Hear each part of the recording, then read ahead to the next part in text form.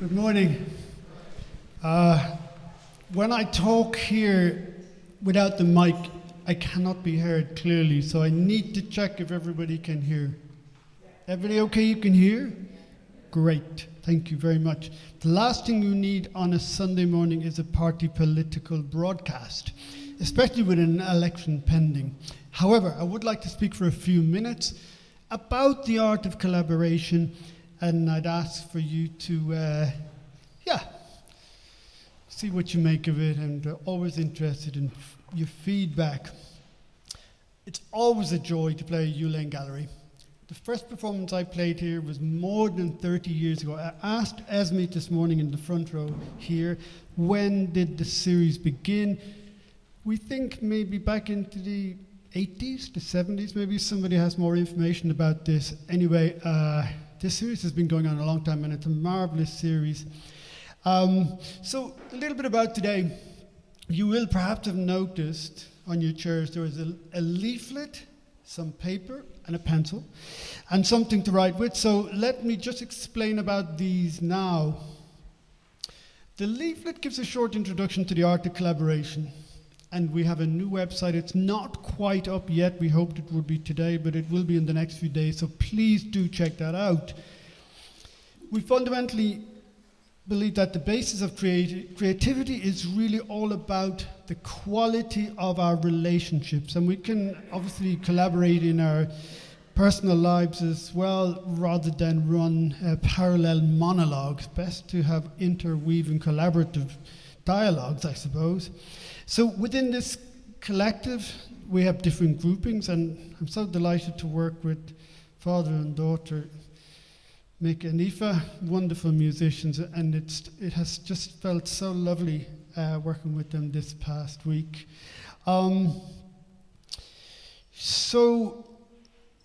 We speak about a citizens' organization on the leaflet, and that piece is really what we aspire to grow the art of collaboration into a citizens' organization. I've been strongly influenced by the work of John Alexander, who has a book called Citizens, if you wish to check it out, which is about having a more connected and inclusive world, where collaboration and creativity can bring people together, reducing division and at work and in our societies. And God knows we have enough division in our societies. And we are interested in creating diverse human stories. And we can do that through the arts with music. And one of the beauties of music, in a way, is that there is no words. And because there are no words, then we have free rein as to decide what this music means for us.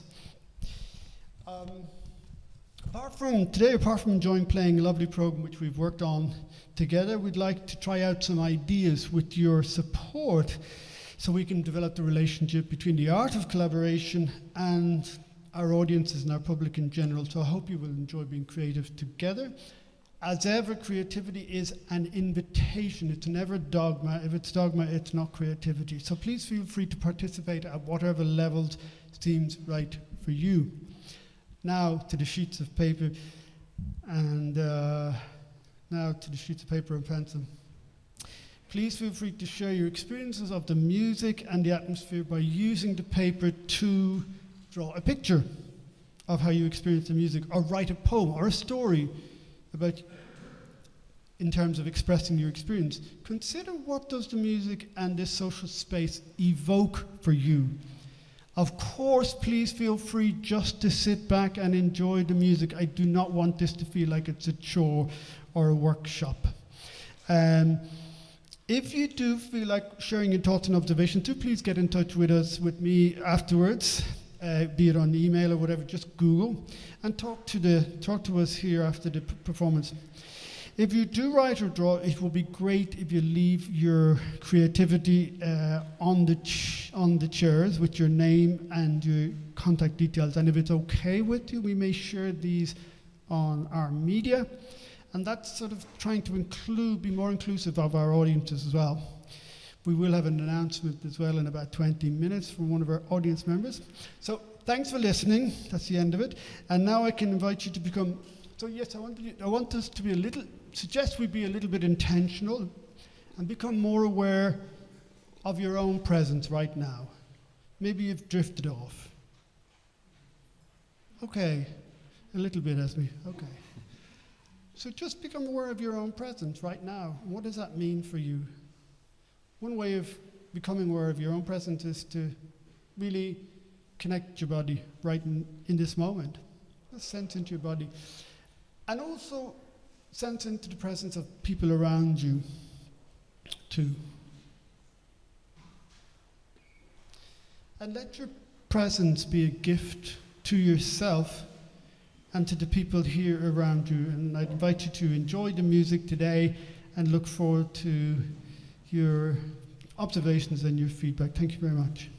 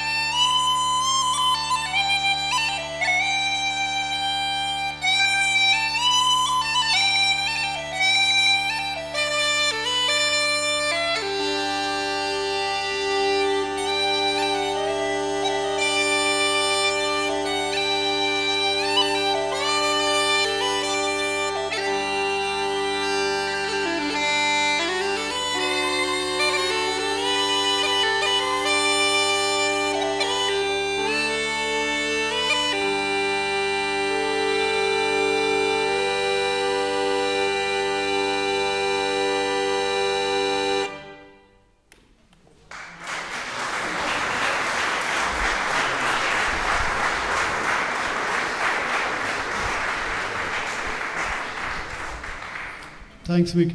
Our next piece is this piece here. A part of our next set includes this piece here you see in front of you. Sorry about the people at the side here.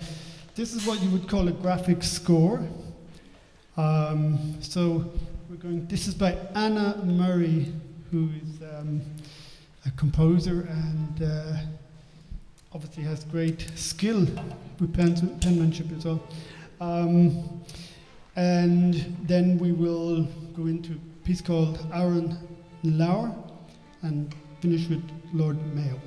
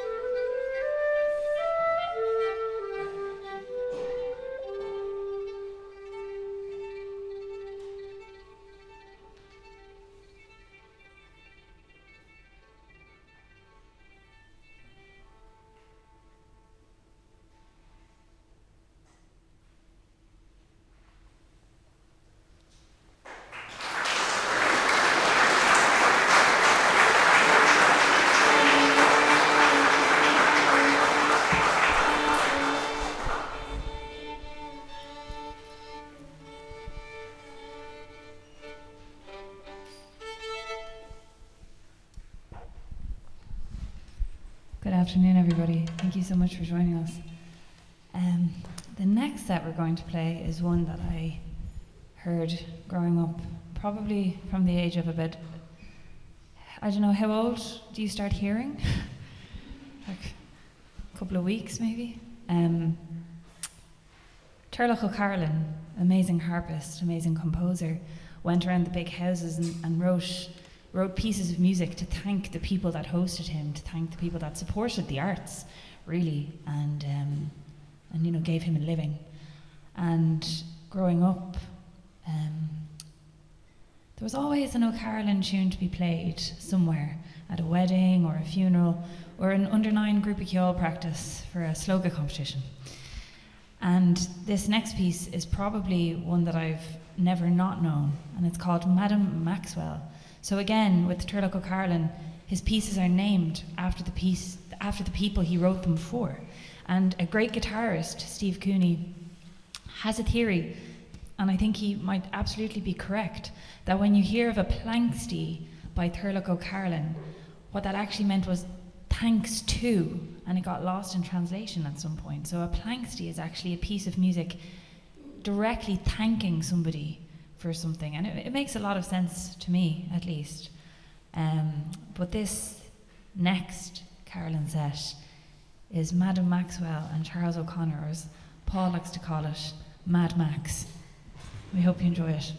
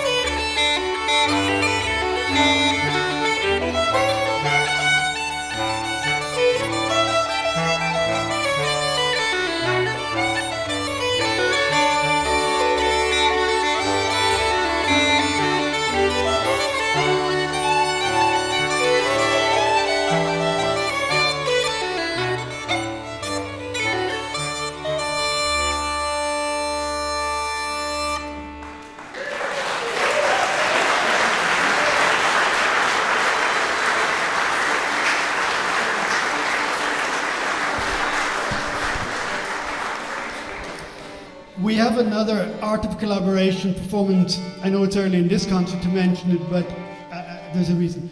On the 17th of November, and we had a brilliant idea from a good friend of ours who I'd like to ask to say something now. I'm actually going to stand on a chair because I think this is far more collaborative. So when I was chatting to Paul earlier, he was on about how the Art of Collaboration is a citizens' organisation. And I said, well, you need a citizens' assembly.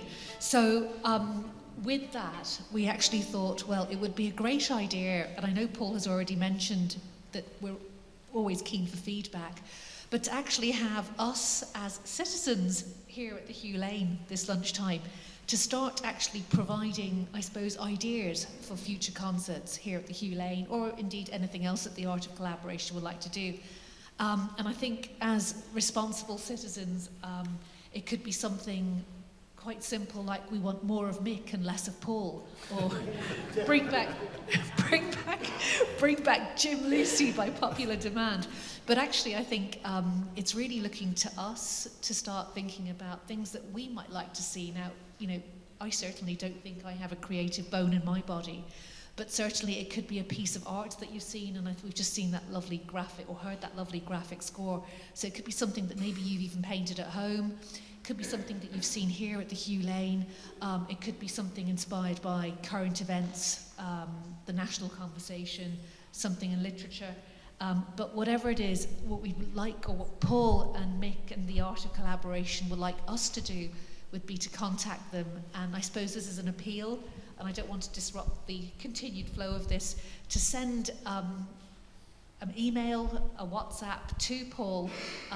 We have an email address at the moment because, as Paul says, the website is being developed. It's info@paulrowecoaching.com. So if you have, or if we have ideas, we're being invited to step forward.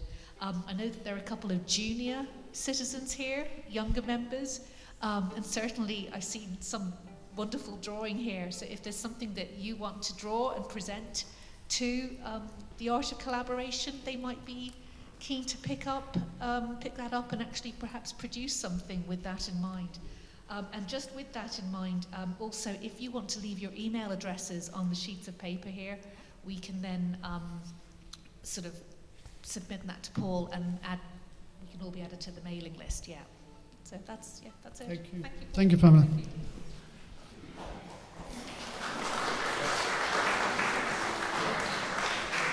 So we're now going to have a Baroque trad mashup. I'm looking forward to finding out what this is.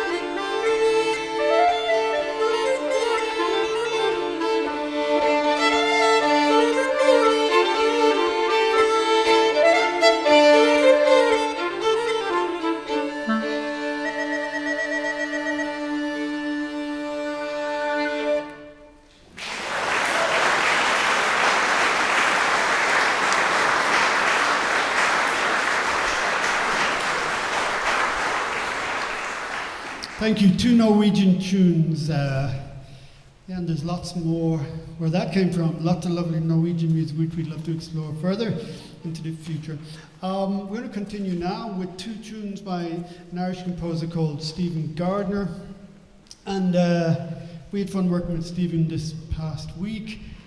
And he thinks the second tune could work very well with some words. So we've got two tunes, a slow one, and then we've got, you'll hear there's a second tune. If you can see, can you put some words to that second tune, jot them down?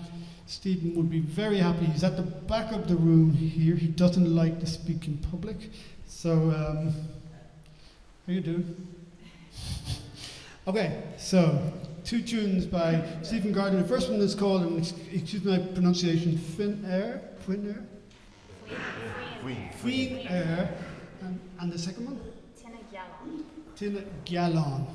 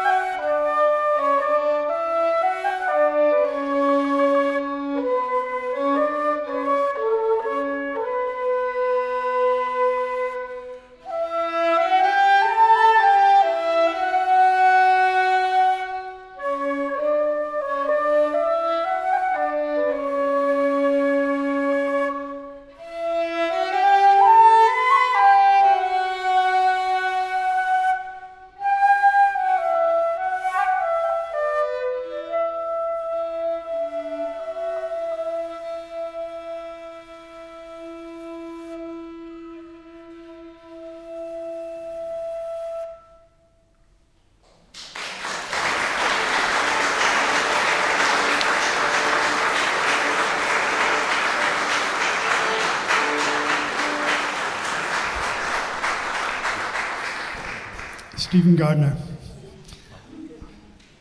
Our final selection coming now, and I'd like maybe Mick to introduce it. Before I do, if you have any queries or anything anybody like to say, we do have a roving microphone. We can have 1 minute, or if anybody likes to say anything for a minute. Any volunteers like to say anything? It's all in your script. Okay, so Mick. Thank you, Paul, and thank you again for coming in for this music. So we're going to finish off with a piece called The Fox Chase. And indeed, it was written around the 1780s. It was written by Edward Keating Hyland, who was actually from Cahir. And he was born in around the 1780s, so it was written probably before the end of that century. And the first known written notation of it was in the Joyce collection in I think it was 1805.